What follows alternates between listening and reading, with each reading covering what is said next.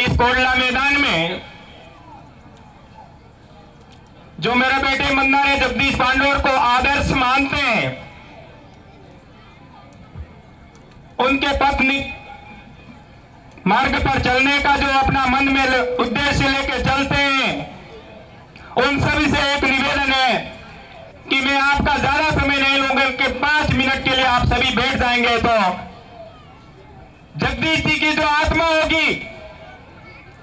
वो आज अपने पास सामने अपने बीच में नहीं है, लेकिन जहां भी उसका जीव जो भटक रहा होगा वो ये देख करके उसको लगेगा कि मेरा जो सपना था, मैंने जो एक चिन्हगारी इस फलासिया के क्षेत्र में छोड़ी थी, वो चिन्हगारी अब चिन्हगारी नहीं, एक ज्वालामुखी बन चुकी है। और वह ज्वालामुखी इस फलासिया क्षेत्र में नहीं, पूरे भील प्रदेश में ही नहीं, पूरे भारत देश में जहां जहां पे हमारे आदिवासी भाई निवास करते हैं वहां तक पहुंच चुकी है।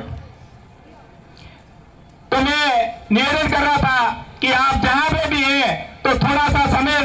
बैठ करके, जो हमारे पीछे जो बाहर घूम रहे हैं, जो नौजवान युवा साथी घूम रहे हैं, उनसे भी निवेदन है कि आप बैठ करके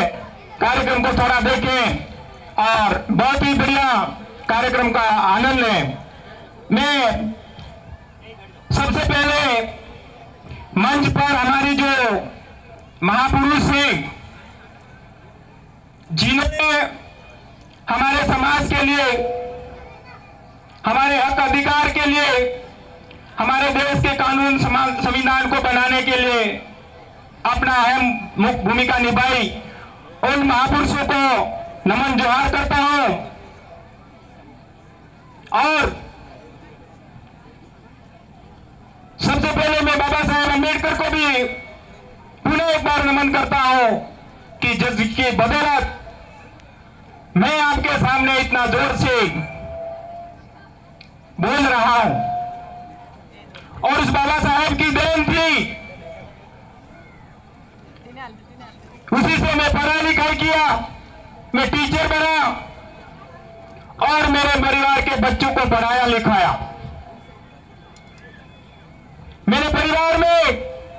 मेरे घर में कहीं किसी माता जी या मूर्ति का पूजा नहीं किया, मैंने बाबा साहेब का संविधान रखा और मेरे बच्चों ने मानवता का पाठ पढ़ा, संविधान पढ़ा, मानवता को सर्वोपरि माना और मानवता के लिए काम करने का अपने मन में ठाना था, जिसकी बदौलत आज मेरे को इतना मंच पे एक बड़ा सम्मान के साथ में मेरे को भी बोलने का मौका मिलता है। दोस्तों, हमारे अलग अलग वक्ताओं ने आप लोगों के सामने बहुत ही अच्छी अच्छी कानूनी संवैधानिक बातें बताई, सामाजिक बातें बताई, राजनीतिक बातें बताई, सांस्कृतिक बातें बोली और आप सबको इस भील प्रदेश के टेरिटरी के इलाके के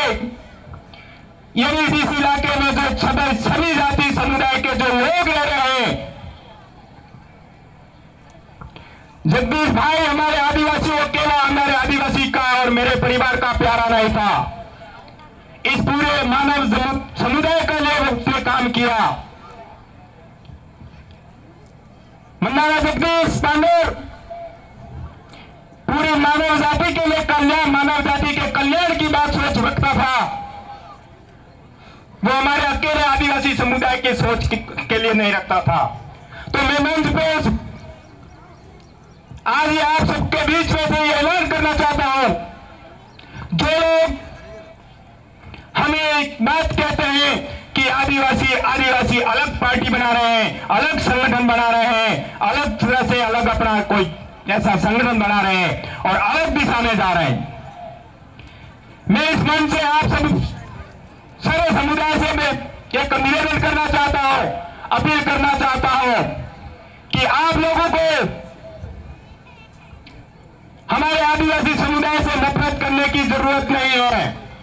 हमारा पिछला इतिहास बताता है कि हमारे आदिवासी भाइयों ने जियो और जियो लो के सिद्धांत पे काम किया है, मानव जाति की कल्याण के लिए काम किया है, सबको जीवन जीने के लिए काम किया है, सबको संरक्षण दिया है, सबको सुरक्षा प्रदान दिया है। और हम ये कहना चाहते हैं कि हमको आने वाली पीढ़ी, केवल आदिवासियों की पीढ़ी की बात नहीं कर रहे हैं, हम लोग मानव जाति की कल्याण की बात करते हैं। और मानव जाति का कल्याण कैसे होगा, ये आप सब लोगों को तय करना है कि जब तक जल जंगल जमीन नहीं बचेगा तो क्या कोई जीव इस धरती पे बच सकता है? अगर आदिवासी परिवार की जो विचारधारा है, आदिवासी की विचारधारा ने एक ऐसा विचारधारा को कायम किया है और एक जोहार नाम का जो एक भवंडर बनाया है, ये भवंडर संपूर्ण मानव जाति की कल्याण के लिए काम कर रहा है, जल जंगल जमीन को बचाने का काम कर रहा है,